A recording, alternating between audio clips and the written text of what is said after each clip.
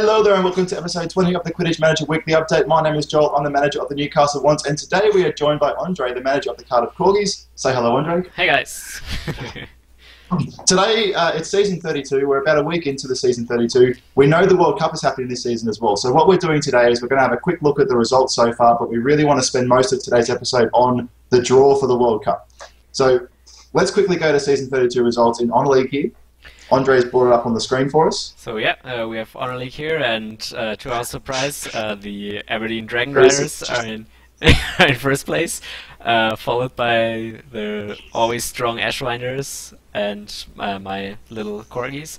And then we have a really nice competition from 4th to like 13th place with 8 to 9 losses respectively. That's pretty amazing that there's a lot of balance with like 50% win percentage in that region. So yeah, only the Bangtails are a bit off with 16 losses and 0 wins. So as a member of the Honor League, can you explain what's happened in the first week of the season? Have we had not injuries, some retirements for the Mifflins? What's happened there? I don't really know. I didn't follow. I think we didn't have any retirements in our league this season, as we were able to read on the forums. But yeah, I don't know. Maybe the Mifflins are cycling in some new guys, or trying out some different tactics, or just just unlucky with the RNG. But yeah. In Honor League right now, I think except for the Bangtails, anyone can win matches, and we had a lot of upsets. For example, I lost against the Moors and the Regals that are in 9th and 8th respectively. So yeah, we have like overall strong sides, and a couple of rebuilds, I guess, with the Catchers and the Bangtails. But nothing too dramatic, I guess. The Catchers are still 6-10, even with this rebuild. So, yeah, maybe. But we have a strong tendency on like a 3-team battle on the top. Maybe I'm a bit off, but yeah, it's like we have like some kind of a clean break here from 4 to 8 losses, and then it kind of evens out. So yeah, that's Honor League, I guess, for. First, as you were saying though, if the Corgis had not lost to the 8th and 9th place teams, then they would also be equal second, and then it would be close to the top. So that's a bit of RNG going against you there, I would say. Yeah, that's right. Yep. So we'll have a quick look at Gold League as well. Okay, let's click here. And then we'll check Silver and see if anything special is happening down there as well. Gold League, we see the Vultures still unbeaten in first place, and the Diggers seem to be back. They beat the Nevermind and the Nemeth this time. It's kind of mid-table teams. The Warlocks going strong too, and it seems like the first and second are already decided, but the third place has a lot of contenders, I guess. Could be close, yeah. And then the Axolotls are down the bottom again. So were they in Honor League recently, or have they been trying to climb their way back up? They climbed to Honor League last season from Gold, but now they're back and they seem to be dropped diving again. Yes, so, yeah. Well, I don't think they'll catch up to the Wands and the Phoenixes on their downward spiral at the moment. Yeah, right. If we check Silver League, you'll see just how out of favour we've both fallen. Oh yeah, the Wands and the right down there, taking a dive. Yeah. Now, I know with the Wands actually, I picked up a new chaser who was only level 50, or like she was a very low level, but she was very young, and I just figured I had a retirement, so I had to put someone in there. And if I can just get to the point where the youth players can slot into the team, I don't want to spend there were some big purchases I could have made at the end of last season, but I didn't want to spend that much G on it when I had youth players coming through anyway. So that's why I'm plummeting again. Yeah. And I should have been relegated last season, but there must have been some teams getting deleted because I'm still in Silver League. Oh yeah, probably. Yeah, there were two Honor League teams that were deleted, so you probably 2 Honor League teams. Yeah, wow. got lucky there. Yeah, they were on the relegation places, so nobody went up from Gold. That's a shame. No one extra went up from Gold, but yeah, the some relegations were avoided that way. That's probably the one's luck there. So yeah, we can take a look at the Club World Cup 5 draw now. Let's have a look at the qualifiers now. We're in World Cup season, 32. Yeah. Every 4 seasons. So I will just say this first. The overlay looks quite schmick. I don't remember the background on this, for example, or looking quite like this last time. So I think that looks very nice. Yeah, very neat. That's new. That's the Club World Cup trophy here in the background, and on the bottom I have some silver stitches. Yeah. some silver stitches for. That's how the draw actually done. So a seeker gets the honor of flying around and grabbing cool. grabbing two snitches and making the pairing that way. Mm-hmm. So yeah, a couple of new elements here. So we now have the schedule, so we all know what day we'll have the rounds. Mm-hmm. So day 9 will be the qualifiers, which I drew today. And yeah. Do you want to explain how the qualifier is working as well, and how the Honor League teams are not included?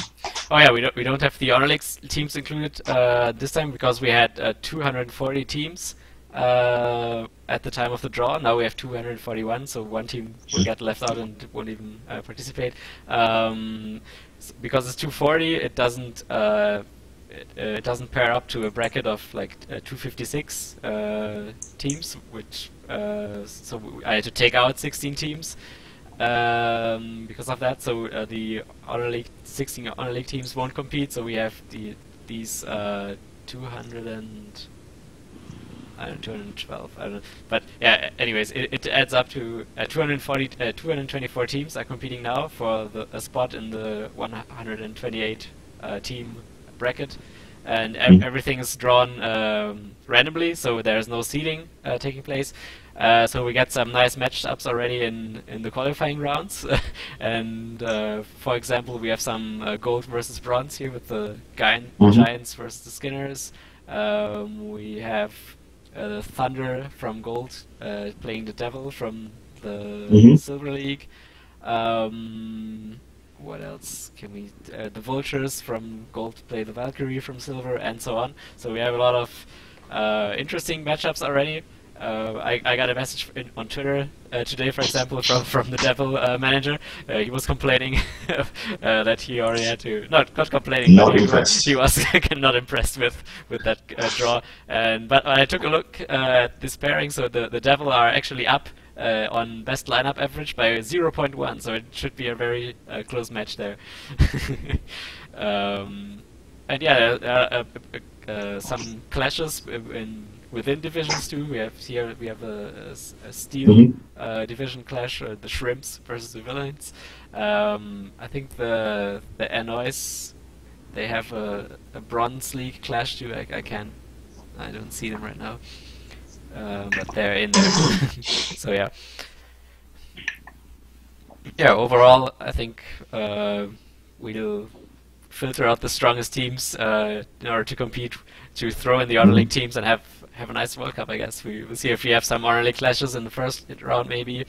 That's, I guess, always the case. some ridiculous, some ridiculous matches in the first round already. That's kind of the salt that the random draw brings with it. So there'll be 128 teams in the World Cup. 16 will be Honor League teams, and that means 112 are coming from this qualifier. Yeah, that's which right. happened on day 9. Yep. Yes. We have 112 matches now, and yeah, so good luck to everyone, and I hope we'll have a nice World Cup. Yes. So there's a few close ones too, like Div 2 versus Div 3, but it looks like mostly I'd like to say that the teams that should win will win. I think the Wands have a pretty tough one up front, so I don't know if they'll make it through. That'll be a shame. Hopefully the Jumbucks put in a good showing this year, because they're my second team, and I'd like them to. Like they got to Honor League in the same season as World Cup, so in theory they should do all right, unless they've been matched up against a really tough opponent. But I haven't checked yet, so I don't know.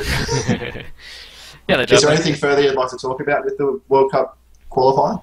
I don't think so. Like, we'll see in, I guess, in 2 days we'll have the results, and then the next draw of the first round. So we have some interesting matchups, I guess, with the Honor League teams in there, and an overall stronger field with the losers filter out, I guess. So yeah. as we get deeper into the season as well, with less matches, we'll be able to spend more time on each match and each matchup and have a bit more of a discussion about them. As we saw, there's 2 matches that are 2 versus 3, or Div 2 versus Div 3, and the rest of them probably aren't worth talking about too much. So next round, for example, there'll be 128 teams, so 64 matches. There should be a few more close tussles in there that'd be worth highlighting, I guess, and we'll discuss them next time. Yeah, I don't know if it if it will be necessary to do a live draw for the next round for 64 matches, but as we did with the last World Cup, we did some Twitch streams and live draws of the World Cup pairings. So yeah, it'll be interesting, and World Cup season's always kind of more exciting than the other seasons a bit, because we have one more honorable competition to compete for. Okay. I do like having the extra competitions. It's just something else to win. And even looking at Honor League, if it's that close in Honor League, then we might have our first season where the Honor League winner is not the World Cup winner.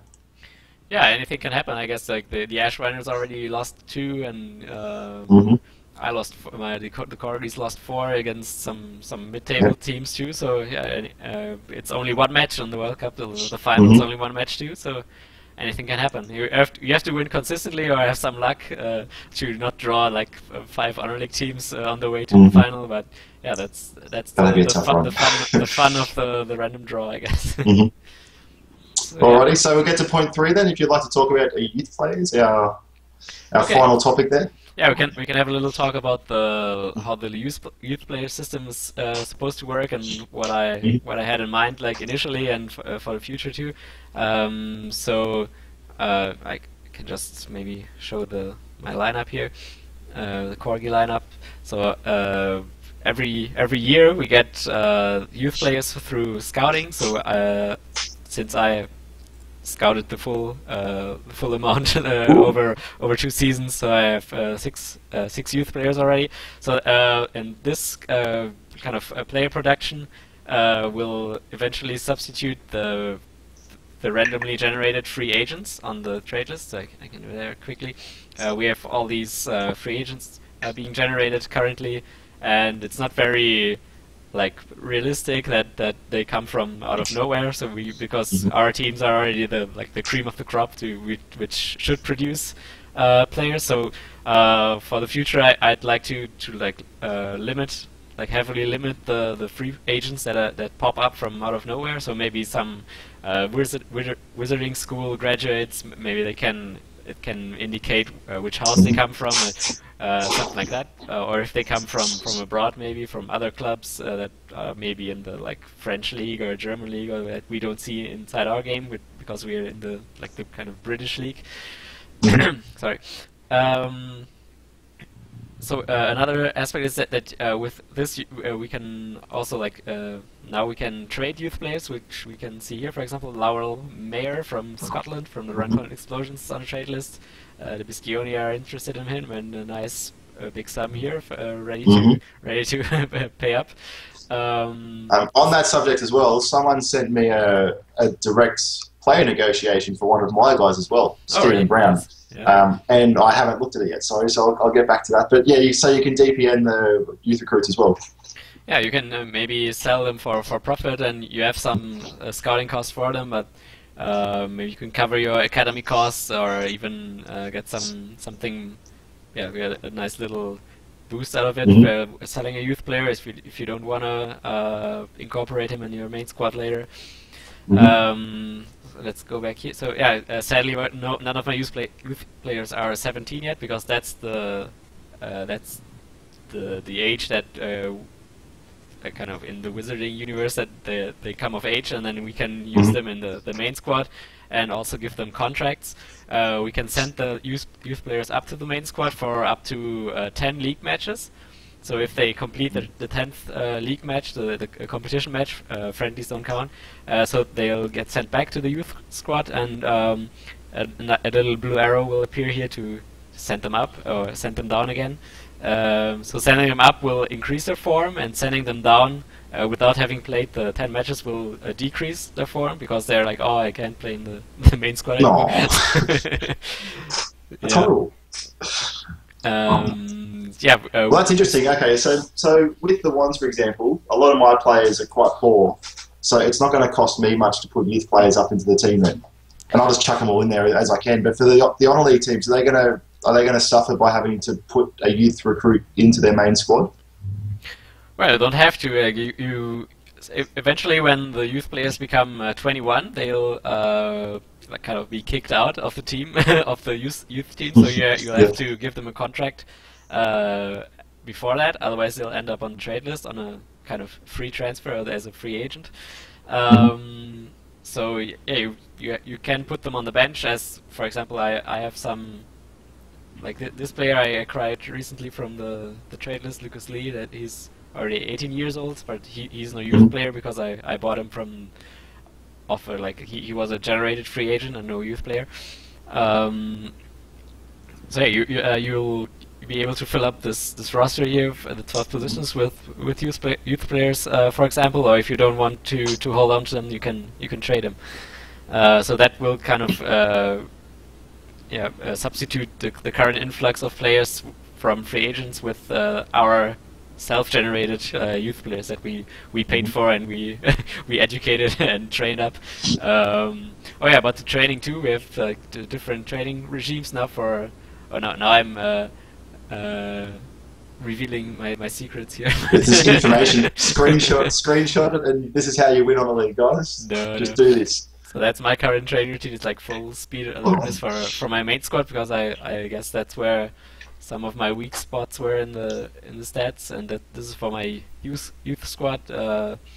Youth players are very crazy with the stats distribution. I guess they can have some really high stats. Maybe these guys here have like 93 balance, for example, already. I don't know, like 70 speed or.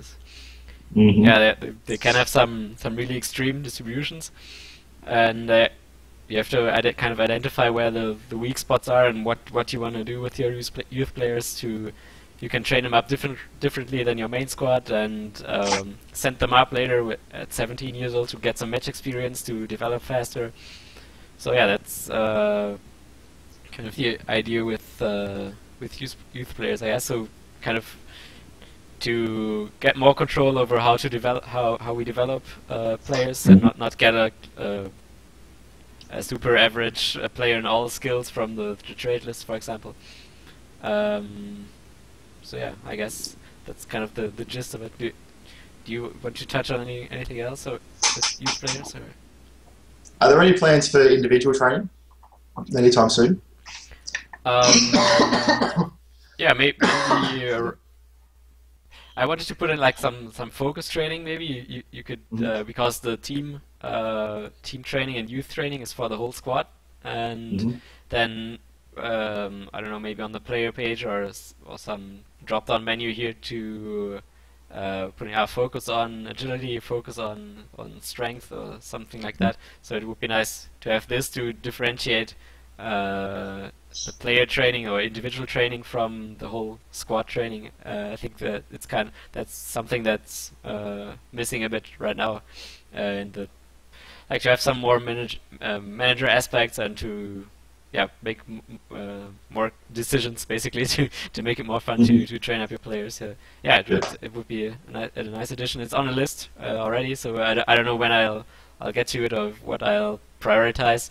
Right now I'm working on redoing the match reports, for example. So in preparation for FIS, we have to have some more flexible match reports, not just a plain text file that's included in the website. So the match report gets kind of built off of basically some kind of sequence of numbers, so we can have it more flexible to do these action graphs you were making, for example, generate those, have more stats incorporated, which people would love to see too, I guess, and to keep on working and making stuff better, I guess. It's a list that just gets longer and longer. Every time you do one thing, 3 more things get added to the bottom of it.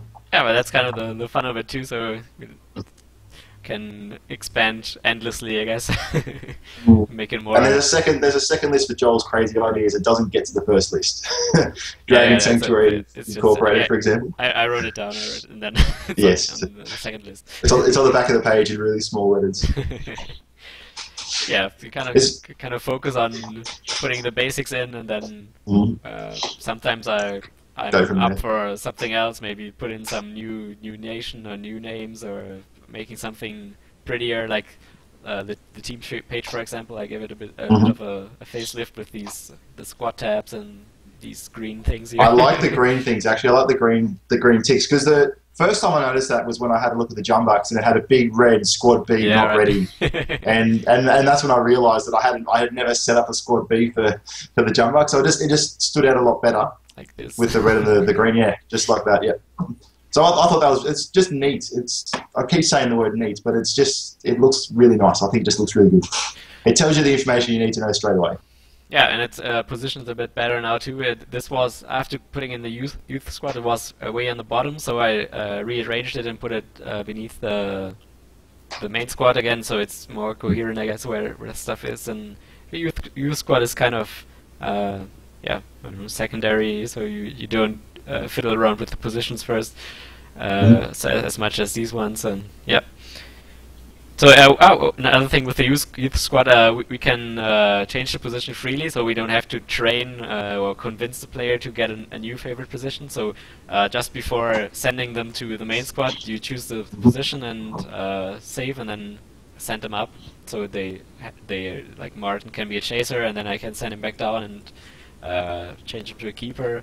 And that has to be done before sending them up, for example, or before giving them a contract. You get an error message if you try to send them up or give them a contract without an assigned position. So this basically, you can switch this around until they're in the main squad or until they're contracted. So anytime they're in the youth squad, you can influence them at will, basically. So next season's going to be the first season that we see youth recruits in the main squads. Yeah, we could. It's already possible. We have some. We have some 17-year-olds already. I think. Oh really? Yeah. I don't remember names. I should check my notes. I think the Liverpool has some. Well, what's that? It's a huge result. Well, I know with the ones anyway. I'm gonna have to focus on the training aspect of it, because I don't think I certainly haven't customized any training. Yeah. Let alone figured out what I need to focus on. So like Genevieve is, for example, 17.1 years old, so she could already play here for the NOS. Right. Yeah, something like that. So I'm just on my computer looking for my recruits at the moment, and I've forgotten where to look for them in the lineup section, of course. Yeah. Okay. Yeah, so I've got mixed training. I've just got that set as the default. Okay, so my dude Kevin has a blue arrow, so I can put him in the main squad. Oh yeah, was that the ones? Or? Yes, Kevin Conway. Let's see. Average 49. He's already 17. Yep. Well, I'm gonna have to look at that and see, figure out what to do with him. I don't know where to put him. Yeah, you have to figure out what position's best for him, or where you want to modify him. He's got 30 morale and 34 charisma, so he's got to have stats nice. that are good somewhere else. He's got really high alertness. 77 alertness. Speed's okay, agility is good.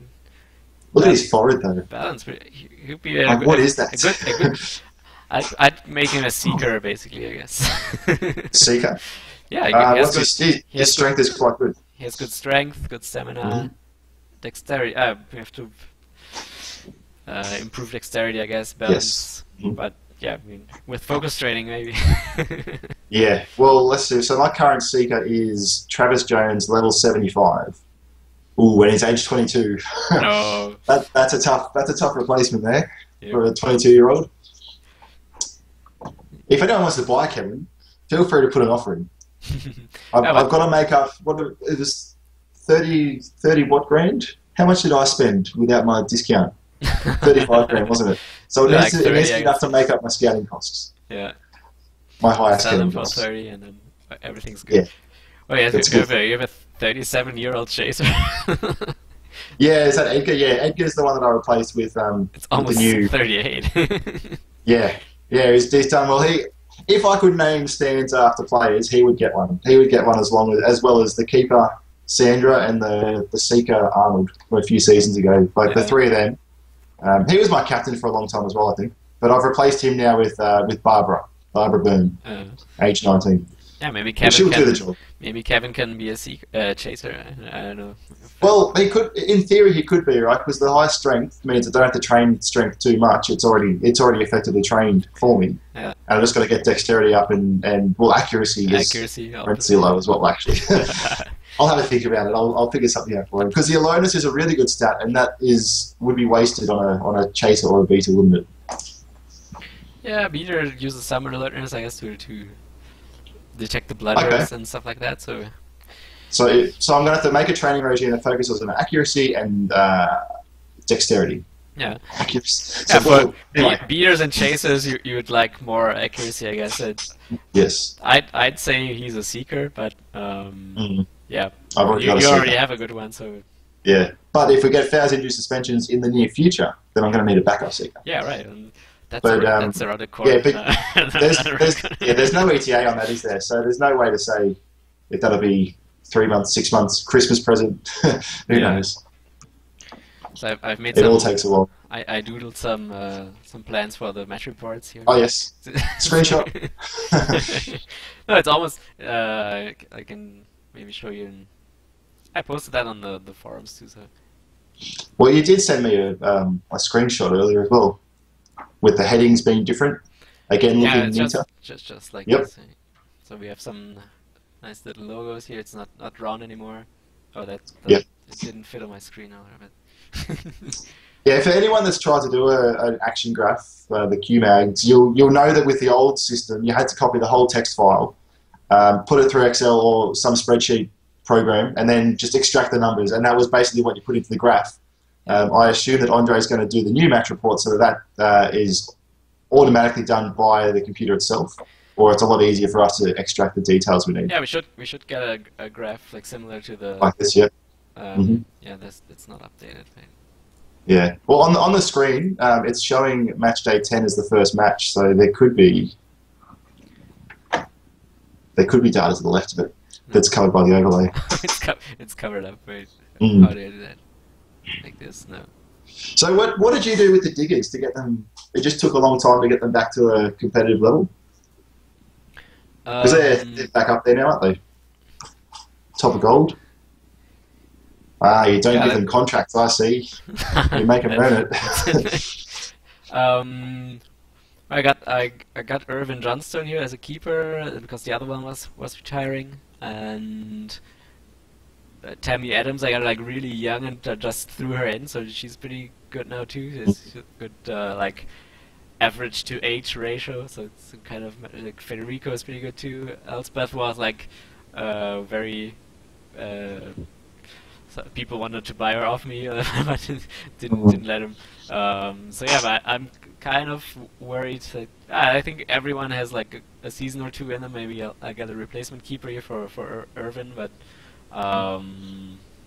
yeah, should be competitive for a bit in honor, I guess.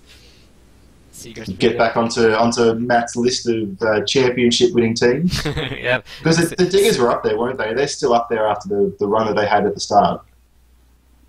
Yeah, they were let's see how many cups they have. They have 5 honor cups, 1 a World Cup. Yeah. World Cup second place, and yeah, they sat around there with the Devils trying to get past. Yeah. So. Well, I remember the Diggers. Like the Diggers were at the top of their form when the Newcastle Wands were trying to get to the top of the ladder, and there was that one season where I was winning. I think I beat the Diggers 3-1 on head-to-head, but I still lost at the end of the season by the 1 match. And that's what founded the club. What was the club where you lose? Oh, yeah, where you lose on the lap. You play. Yeah. You're in first and play the second team, place team and then on become the the last second day, team and you become the second, and they win. Yeah, it's a very specific club. Yeah, which we were 3 members or something. It has quite some members. Yeah, it's 3 or 4. Well, it could happen this year as well. I mean, the Ash Riders and the Dragon Riders are at the top, tussling away at the top. Yeah. Anything further you'd like to discuss? No, I think we're okay. We're like half an hour in. So we're at half an hour, yeah. Should be it's good. Good effort. and 0 dropped frames, I guess. Yeah, no, it's good that we did it on your computer. It's good that it works on someone's computer. Kind of worried about so the thank sound, you. but yeah. I'll finish up then if there's nothing else to add. Sure, go ahead. Cool. Thank you very much for watching this episode of the Quidditch Manager Weekly Update. Thank you, of course, to André for joining us as well today. It's always good to peek you on the curtain and see how it all works and how everything's figured out for the World Cup qualifier. Because I know, for me personally, I had no idea how exactly it was going to work. So I've learned something today. And it's also good to hear the plans for the youth that's coming up in the future as well. So thank you very much for watching this episode of the Quidditch Manager Weekly Update. And until next time, hooroo!